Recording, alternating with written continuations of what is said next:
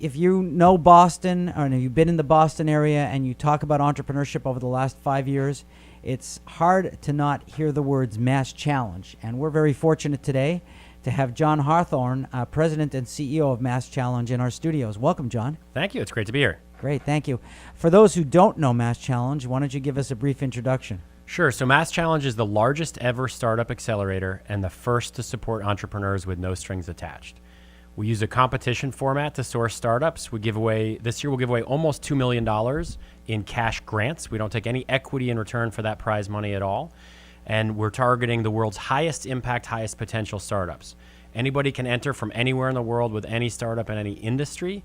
And then we use judges from the community, experts from venture funds, angel investors, successful entrepreneurs, technology experts from corporations, et cetera, to whittle down that population. We identify the top 128 startups, and then they enter an accelerator stage where we give them free office space, mentorship, training, all sorts of other free resources for 4 months. And at the end of that, we identify 26 teams that are declared winners, and they'll split the cash prizes plus a whole bunch of other prizes totaling over $10 million worth of stuff. We've done this for 4 years now. This is our 5th year. And so far in the first 4 years, 489 startups have gone through the program, and they have raised just about $600 million now in outside funding, and they have created over 4,000 jobs and have about $350 million of revenue. And those numbers are climbing all the time. So, well, you're managing your own startup, MassChallenge. Yeah.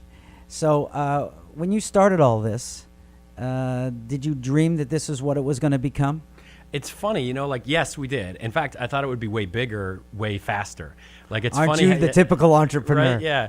It's funny to think back on it because our board, we have a great board with really established, successful people and corporations, and they all suggest this is one of the fastest success stories that they've seen so far, but it feels slow to me for so long. And yet when I look back on it and I look at all of the various pieces that had to come together to get here, it actually is surprisingly fast. It's just that at the beginning I had really unreasonable expectations about how quickly we could succeed.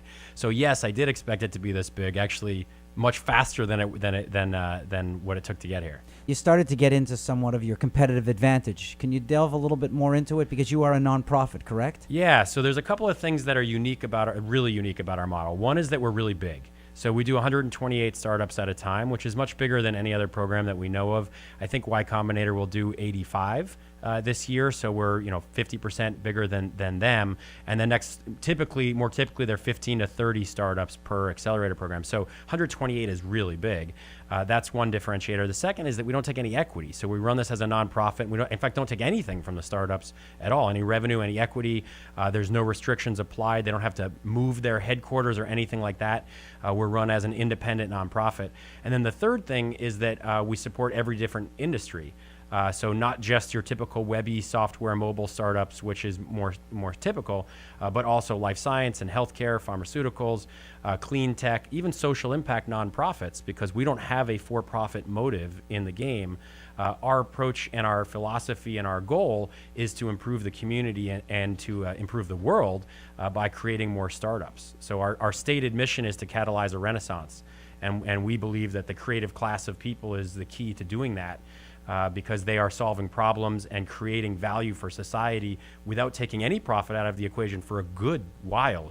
Typically the first 3 to 5 years, there's really no extracting anything from the system, just creating more value for everybody to pool together. So we think that by supporting the startups, we can all do better.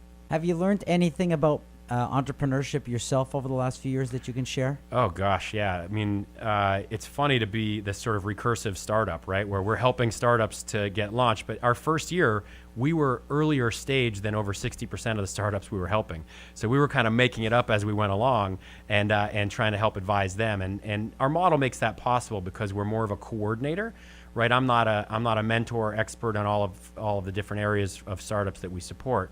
So we can do it that way.